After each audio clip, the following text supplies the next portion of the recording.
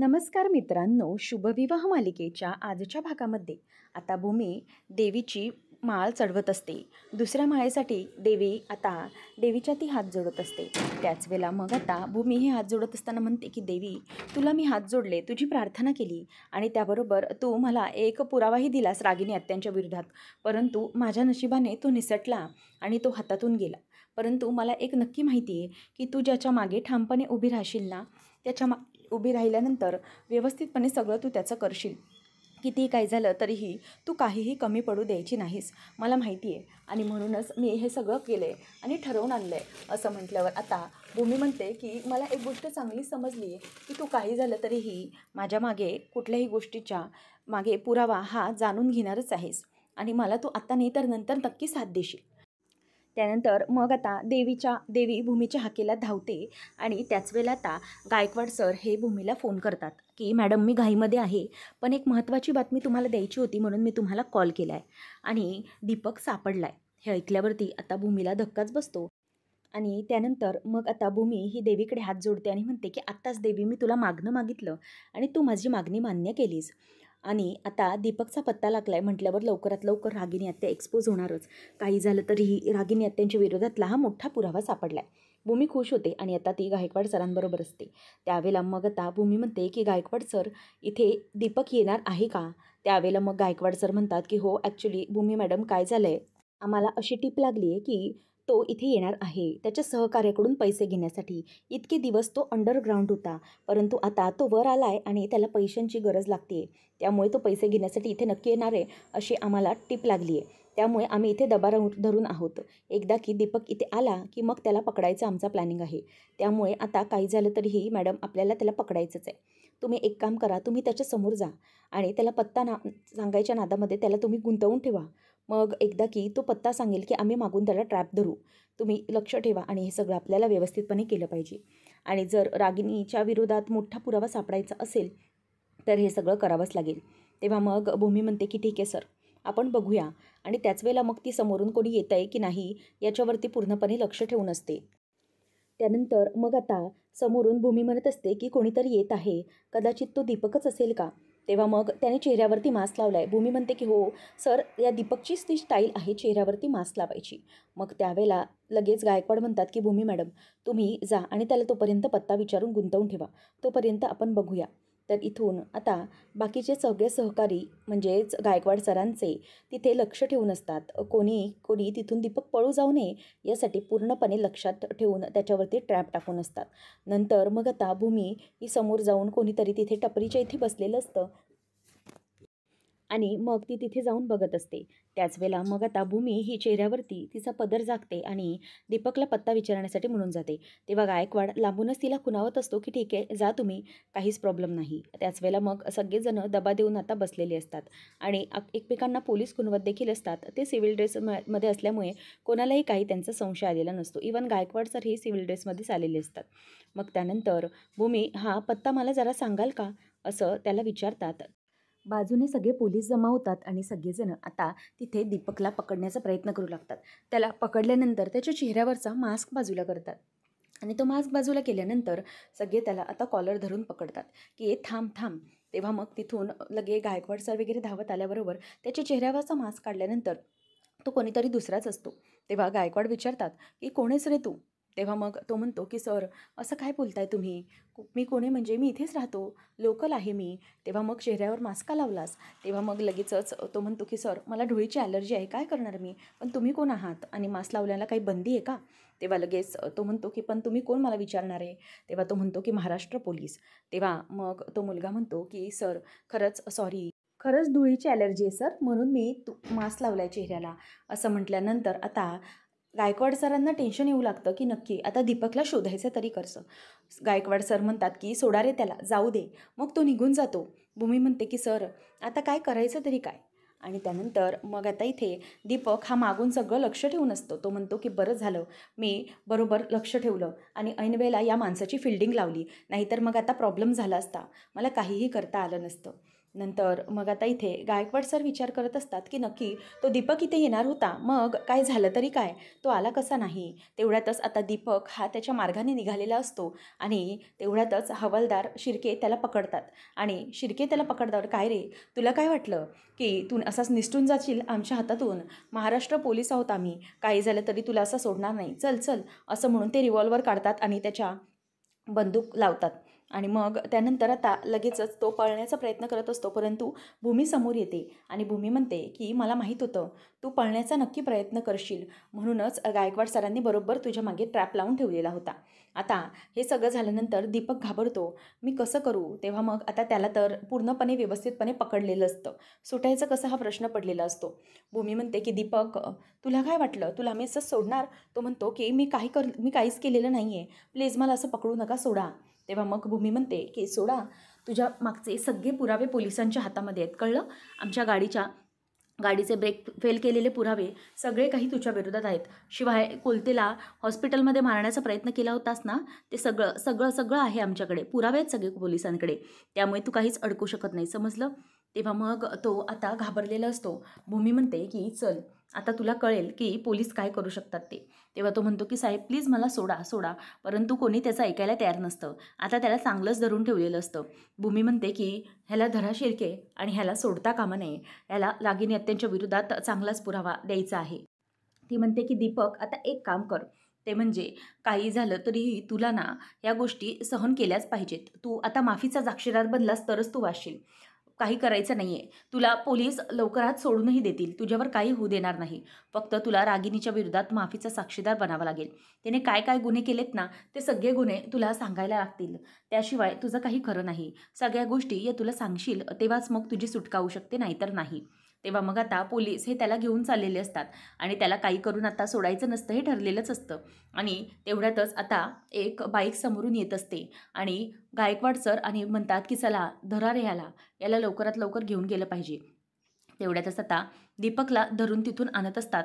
Gaikwad sir हे दीपक तिथून येण्याची वाट बघत असतात आणि दीपक आता सापडलेला असताना तो म्हणत असतो की प्लीज मला सोडा सोडा, परंतु त्याचं कोणीही ऐकायला तयार नसतं. तेवढ्यातच समोरून एक धुराची नळकांडी रागिनीचा जो माणूस असतो तो माणूस फेकतो आणि त्याने फेकल्यानंतर तिथे सगळा धूर होतो. पोलिसांच्या डोळ्यांना आता त्रास व्हायला लागतं, त्यांचे डोळे चुरचुरतात आणि मग आजूबाजूला ते बघतात तर तिथून तेवढ्यातच त्या गाडीवाल्याबरोबर बाईकवाल्याबरोबर दीपक हा पळून गेलेला असतो. आणि मग आता दीपक पळून गेल्यानंतर तिथे जोरजोरात धुराचा वास येत असतो. तेव्हा भूमी दीपकला पकडा सर, दीपकला पकडा असं ओरडायला लागते, परंतु दीपक तिथून निसटून गेलेला असतो. आता गाडीवर दीपक बरोबर पळालेला असतो आणि मग कधीही पोलीस या दीपकला पकडू शकत नाही असं तो अगदी माझात बोलत असतो. नंतर मग तो बाईकवाल्याला विचारतो की मित्रा, तू कोण आहेस रे, म्हणजे मी तुला ओळखत नाही, पण अगदी बरोबर वेळेत माझी मदत केलीस तू, पोलिसांच्या तावडीतून मला अगदी व्यवस्थित वेळेवर सोडवलंस, त्याबद्दल खरंच धन्यवाद मित्रा तुझे, असं दीपक त्याला बोलत असतो. त्यावेळेला तो म्हणतो की चल मी सोडतो तुला.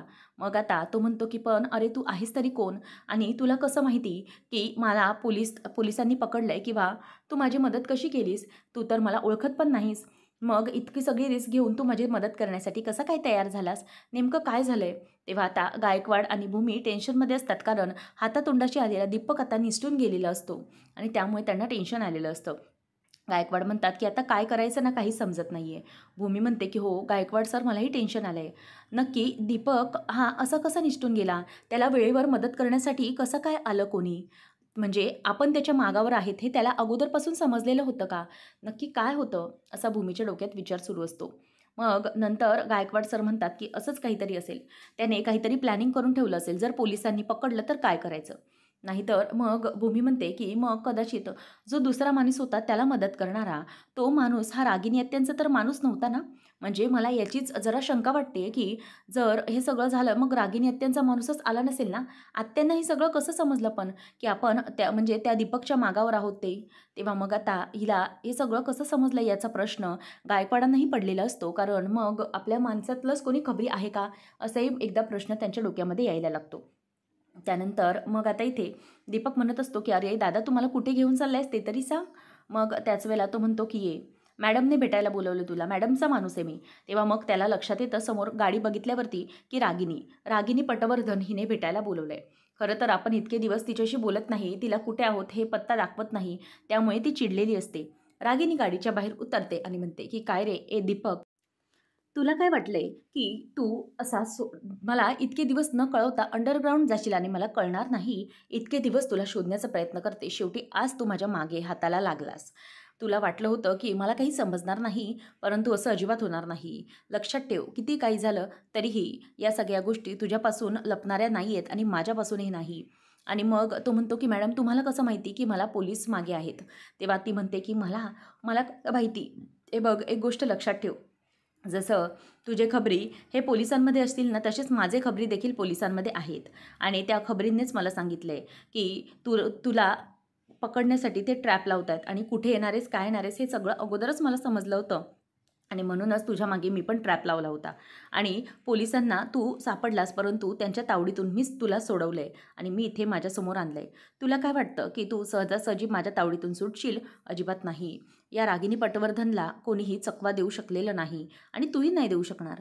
त्यामुळे लक्षात ठेव, तू माझ्या विरोधात तोंड उघडशील, साक्ष देशील हे मला माहीत होतं. म्हणजे पोलीस तसा प्रयत्न करतील हे देखील मला माहीत होतं आणि म्हणूनच मी या सगळ्या गोष्टी शोधण्याचा प्रयत्न करते.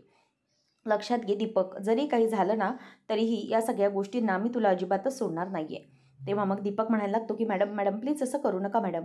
तेव्हा मग आता रागिनी म्हणते, की "नाही, तुला काय वाटलं मी तुला सोडेन? अजिबातच सोडणार नाही आहे."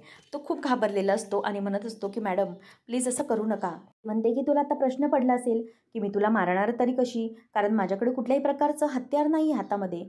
मग मी कशी मारेन तुला? तुला तर हा प्रश्नच पडला असेल, बरोबर की नाही?" मग आता इथे हे सगळं बोलत असताना रागिनी म्हणते, की "पण काळजी करू नकोस. रागिनी पटवर्धन असं मारते ना, की त्याची कानोकान कोणाला खबर लागत नाही. कोणालाही हत्यार किंवा कशाशिवायच मारण्याचा माझा हातखंडा आहे. बघ आता मी काय करते ते." त्याच वेळेला मागे विजेची तार असते, ती स्पार्क होत असते आणि जर त्या स्पार्कवरती तो पडला तर समजा त्याचा जीवच गेला, अशी परिस्थिती असते. म्हणूनच आता रागिनी त्याच्या मागे, मागे, मागे, मागे जात असते, जेणेकरून दीपक त्याच्या आणखी मागे यावा आणि तिथे त्या विजेच्या तारेला शॉक लागून त्याचा मृत्यू व्हावा. आणि कोणालाही त्याची खबरच लागू नये. तेव्हा मग रागिनी म्हणते, की "चल, आता मरण्यासाठी तयार राहा." तेवढ्यातच तो आता म्हणतो, की "ए, चल मागे हो." असं म्हणून तो त्याच्या मागे असलेली रिव्हॉल्वर काढतो आणि आणि तिच्या डोक्यावरती ताणतो आणि म्हणतो, की "तुला काय वाटलं? मी साधासुधा आहे का? कॉन्ट्रॅक्ट किलर आहे मी. तुम्हाला वाटलं, की मला इतकं मारणं सोपं आहे? चला मागे चला, वा मागे." तेव्हा मग रागिनीचा हात धरून तो असतो. तेव्हा मग आता दीपक म्हणतो, की "ए, मागे हो, चल मागे हो. नाहीतर या तुझ्या मॅडमचा खोपडी उडवून टाकेल, हो मागे." असं म्हणून आता तो रागिनीला धरतच तिथून येत असतो आणि म्हणतो, की "गप्प बस, जास्त चलाकी करायची नाही, नाहीतर बघ मी तुझं काय करेन ते." रागिनी आता खूप घाबरलेली असते आणि ती तिच्या माणसाला सांगते, की "बाबा थांब, काही करू नकोस." नंतर मग आता इथे रागिनीला तेवढ्यातच तो ढकलतो आणि मग रागिनी त्याच्या माणसाला सांगते, की "जा, जा, जा लवकर त्याच्या पाठी पळ जा." असं म्हणून रागिनी आता त्याच्यावरती ओरडते. तर तिथून दीपक जोरजोरात आता पळून निघून गेलेला असतो आणि रागिनीचा हातही खूप दुखत असतो. दीपक पळून गेल्यामुळे तिलाही आता खूप टेन्शन आलेलं असतं. काय करायचं हे काही कळत नसतं. नंतर मग आता भूमी ही धावत धावत घरी आलेली असते. त्याच वेळेला अभिजित म्हणत असतो, की "भूमीताई काय झालं?" तेव्हा मग भूमी म्हणते, की "खरंच मला ना खूप टेन्शन आलंय. नक्की काय होईल ना काहीच कळत नाहीये." तेव्हा आता ती सारखा गायकवाड सरांना फोन लावत असते, की नक्की काही सापडलंय का दीपकबद्दल? परंतु तो अजूनही सापडलेला नसतो. तेव्हा मग अभिजित म्हणतो, की "भूमिताई काय झालं? अगं तू इतकी टेन्शनमध्ये का आहेस?" त्यावेळेला मग आता ती म्हणायला लागते, की "काहीच कळत नाहीये. आता पोलिसांना मी आणि दीपकने पकडलं होतं. आमच्या तावडीतही आला होता तो. परंतु रागिनी हत्याचा एक माणूस आला आणि त्या माणसाने येऊन दीपकला पळवून नेलं. मला माहीत होतं तो माणूस म्हणजे दीपकचा माणूसच नव्हता, तर रागिनीचा माणूस होता आणि त्याने पळवलंय त्याला. चांगलं त्याच्या विरोधात आपण साक्ष घेणार होतो कोर्टामध्ये पोलिसांसमोर रागिनी हत्येच्या विरोधात, परंतु ते शक्यच झालं नाही. कारण त्या बाईने ऑलरेडी त्याला गायब करून टाकलंय आणि मला तर असं वाटतंय ना हे सगळं मुद्दाम घडवून आणलंय." तेव्हा मग आता रागिनी कुठे असं विचारल्यावर अभिजित म्हणतो, की "ती घरी नाही आहे." मग भूमी आता ऑफिसमध्येही फोन करून विचारते, की "रागिनी पटवर्धन आहे का?" तर तिथेही ती नसते. मग तो म्हणतो, की "याचा अर्थ असाच आहे, की त्या गायब झाल्या, त्याचा अर्थ तिकडेच असतील त्या." मग भूमीही म्हणते, की "हो, अगदी बरोबर आहे. रागिनी गायब आहे. त्या दिवशीही तुम्हाला त्या मारताना, किडनॅप करताना गायब होत्या आणि त्या तुमच्या मागे होत्या. मग आताही तसंच असणार आहे. आताही त्या दीपकच्याच मागे असणार आहेत. म्हणून हे सगळं झालं आहे खरं तर." तिला वाटत असेल, की आपल्याला काही समजत नाही परंतु आपल्याला सगळं काही समजतंय. त्यावेळेला मग आता आकाश येतो आणि म्हणतो, की "भूमी, अगं काय, कुठे आहेस तू?" तेव्हा मग ती म्हणते, की "आकाश, अरे मी ना तुला शोधत होते. पूजा करायची होती ना त्यावेळेला, त्याबद्दलच तुझ्याशी जरा बोलायचं होतं, बाकी काही नाही. त्यावेळेला मग आता तो म्हणायला लागतो की अगं भूमी, त्या एक महत्त्वाची गोष्ट सांगण्यासाठी मी कॉल करत होतो. त्यानंतर मग ती म्हणते की कशाबद्दल, काय झालं होतं? तो म्हणतो की भूमी, अगं मी याच्यासाठी कॉल करत होतो की आत्याने चांगलेच क्लायंट आणलेले आहेत. नंतर मग त्याच्याकडे बघत भूमी जराशी आश्चर्यचकित होते, कारण आत्याने क्लायंट. मग तो म्हणतो की "अगं हो, खरंच आत्याला मानलं पाहिजे. म्हणजे ना आत्या अभिजित फुल फॉर्ममध्ये आता काम करते बरं का. पहिले जशी करायची ना तशी. म्हणजे काही गेले दिवस ती जरा शांत होती. तुझ्या गेल्याचं दुःख होतं ना म्हणून ती जरा आता गप्प होती. परंतु ती आता फुल फॉर्ममध्ये परत कामाला लागली आहे बरं का. पहिले जशी क्लायंट्स आणायची ना ती, तसेच अगदी व्यवस्थितपणे क्लायंट्स आणते आणि खरंच माणसं जोडण्यामध्ये ना तिचा हातखंड कोणीच धरू शकत नाही. अरे, गेल्या 10-10 वर्षापासूनचे क्लायंट अजूनही आपल्याकडे काम करत आहेत. ते फक्त आणि फक्त आत्यामुळे. खरंच तिची कमाली ही कमालच आहे. तुला तर माहिती आहे ना अभिजित, आत्याची काम करण्याची पद्धत. खरंच खूप बरं वाटतंय मला.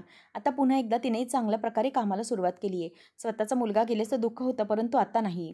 तेवढ्यातच इथे आता भूमीला त्या गोष्टीचा खूप राग येतो, की रागिणीचं तो इतकं कौतुक करत असतो. त्यावेळेला मग आता लगेच रागिनी विचारते, की "काय रे, सापडला का दीपक?" तेव्हा तो म्हणतो, की "नाही मॅडम, नाही सापडला." मग ती म्हणते, की "तुम्ही ना सगळे काही कामाचे नाही. एक जात कामचुकार आहात सगळे. आता माझं तोंड काय बघतोय, ये बस गाडीत." असं म्हणून ती त्याला गाडीत बसायला सांगते. आणि नंतर मग आता तो म्हणतो, की "मॅडम आता काय करायचं आहे? काहीच कळत नाही." तर ती म्हणते, की "हे बघ, आता एकच गोष्ट करायची आहे. आता मी तुला सांगेल ना, तसाच्या तसा सगळा प्लॅन वर्क झाला पाहिजे. त्या भूमीला तिची जागा दिसली पाहिजे. काही झालं तरीही त्या लवकरात लवकर भूमीला याच्यातून सोडवायचं नाही, तर तिला आता कायमचंच या सगळ्यातून मुक्त करून टाकायचं आहे. माझ्या मागे लागली आहे, पुरावे शोधण्याचा माझ्या गळ्याचा फास आवळते. ठीक आहे, आता तिला मला सोडायचंच नाही आहे. एक काम कर, मी तुला सांगते ना, तो प्लॅनिंग करायचा आहे." आता रागिनी तिच्या माणसाला त्या सगळं प्लॅनिंग सांगते, की कसं करायचं आहे आणि काय करायचं आहे. मग ती म्हणते, की याच्यामध्ये काहीही प्रॉब्लेम झाला नाही पाहिजे. हा प्लॅन जसाच्या तसा वर्क झाला पाहिजे. समजलं ना? त्यानंतर मग आता रागिनी जराशी टेन्शनमध्ये असते. काय करायचं हे तिला काही कळत नसतं. आणि त्यानंतर मग आता इथे रागिनी म्हणायला लागते, की "एक काम करूया. आता मी एकच गोष्ट ठरवते. ती म्हणजे की पुढे काय करायचं हे तू बघ. त्या भूमीला काही करून किडनॅप करून गायब करायचं आहे आणि तिला कायमचं संपवायचं आहे. तिला या सगळ्यातून मुक्तता हवी आहे ना? तिला मी लवकरच या सगळ्यातून संपवते. आतापर्यंत मी बॅकफूटने खेळत होते. आता मला फ्रंटवर येण्याची गरज वाटते. त्यामुळे आता कायमचं भूमीचा काटा काढायचाच आहे." आणि त्यामुळे भूमी आता हे सगळं भूमीला मारण्याचं प्लॅनिंग त्यांचं सुरू असतं. तेव्हा मग आता लगेचच हे सगळं झाल्यानंतर आकाश म्हणायला लागतो, की "खरंच आत्या ना एकदम कमाल आहे. आपल्या मुलाचीही तिला खूप काळजी करत होती आणि तुझ्यावर ना अभिजित तिचं खूप प्रेम होतं."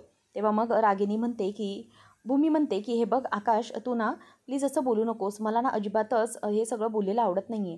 तुला ना काही माहिती नाही आहे, त्यामुळे प्लीज तू त्यामध्ये काहीच बोलू नकोस." असं म्हटल्यावर आता अभिजित तिला थांबवतो, कारण जर रागिनीच्या विरोधात तिने तोंड उघडलं तर मात्र प्रॉब्लेम होऊन बसेल. तेव्हा मग अभिजित म्हणत असतो, की "अगं भूमी, असं काय करतेस तू? मला माहिती आहे तुझी चिडचिड होते, कारण आई माझा स्वीकार करत नाही ना, परंतु ती नक्की माझा स्वीकार करेल. तू काळजी करू नकोस. अगं हळूहळू सगळ्यांनी स्वीकारलं ना, तशी आई पण स्वीकारेल. तू अजिबात काळजी करू नकोस." असं ती आता बोलून दाखवत असते. आणि त्यामुळे मग आता भूमी म्हणते, की "हो, खरं तर त्याचाच मला राग आला आहे, की आत्याने अजून तुम्हाला स्वीकारलेलं नाही आहे." तेव्हा मग आता लगेचच अभिजित म्हणतो, की "हो, हो, नको काळजी करूस तू, स्वीकारेल ती." असं म्हटल्यानंतर आता इथे आकाश म्हणतो, की "बरं ठीक आहे, चला तुम्ही. एवढंच कारण होतं ना? भूमी किती चिडलेलीस तू." तेव्हा मग लगेच आकाश म्हणतो, की "बरं चल ना आतमध्ये, चल आपण आरती करून घेऊया. खूप मोठा क्लायंट आपल्याला मिळाला आहे ना, मग त्याची सेलिब्रेशन तर केलेच पाहिजे." असं म्हणून आता तो खूपच खुश होत असतो आणि भूमीला तो बोलवत असतो. आता भूमी विचार करते, की मला तरी वाटतंय, की हे सगळं ना मुद्दाम करते रागिनी आत्या. मला बरं झालं बलदेवनी थांबवलं, नाहीतर मग खूप मोठा प्रॉब्लेम झाला असता. मी रागिनी आत्यांच्या विरोधात काहीतरी तोंड उघडून बसले असते, ज्यावर आकाशने तर विश्वास ठेवलाच नसता आणि त्याचा काही ठोस पुरावाही माझ्याजवळ नव्हता. आणि म्हणूनच मग मोठा प्रॉब्लेम झाला असता, असं आता भूमी ही तिथे विचार करत असते. आणि त्यानंतर पुढच्या भागामध्ये आपण पाहणार आहोत. सकाळी सकाळी पहाटे उठून भूमी ही देवीची पूजा करण्यासाठी आलेली असते. त्याच वेळेला रागिनीचा जो माणूस असतो तो बंगल्यात कोणी नसताना शिरत असतो, कारण अगदीच पहाट असते. आणि मग अंधार असताना तो आतमध्ये शिरतो. रागिनी म्हणते, की "आता हीच वेळ आहे. भूमीला तू गायब करू शकतो, कोणीच नाही आहे." तेव्हा मग आता भूमी ही पूजा करून अगदी देवाला हात वगैरे जोडून नमस्कार करून असते. तेवढ्यातच रागिनी तिथून येते आणि रागिनीचा माणूस हा तिला घेऊन जातो आणि भूमीला किडनॅप करून एका ड्रममध्ये त्याने टाकून ठेवलेलं असतं. भूमीला बांधलेलं असतं. तर तिकडे आता आकाशला भूमीचं स्वप्न पडतं की भूमी कुठल्या तरी संकटामध्ये आहे. त्यामुळे तो दचकन भूमी असा आवाज देऊन उठून बसतो. तेवढ्यातच भूमी आता त्या ड्रममधून बाहेर निघते आणि त्या माणसाला ती आता तिथून ड्रममधून बाहेर निघून बाजूला करते आणि तिथून बाहेर पडल्यावरती ती तिथे खाली ड्रममधून पडते आणि तो म्हणतो की आता तुझा खेळ संपला. तू आता अजिबात वाचणार नाहीस. मरण्यासाठी तयार राहा भूमी महाजन, असं म्हणून तो आता तिला मारायला लागलेला असतो आणि भूमी घाबरलेली असते. आकाश आता भूमीला वाचवू शकेल का? पाहणं रंजक ठरेल. अशाच अपडेट्ससाठी चॅनलला नक्की सबस्क्राईब करा. धन्यवाद.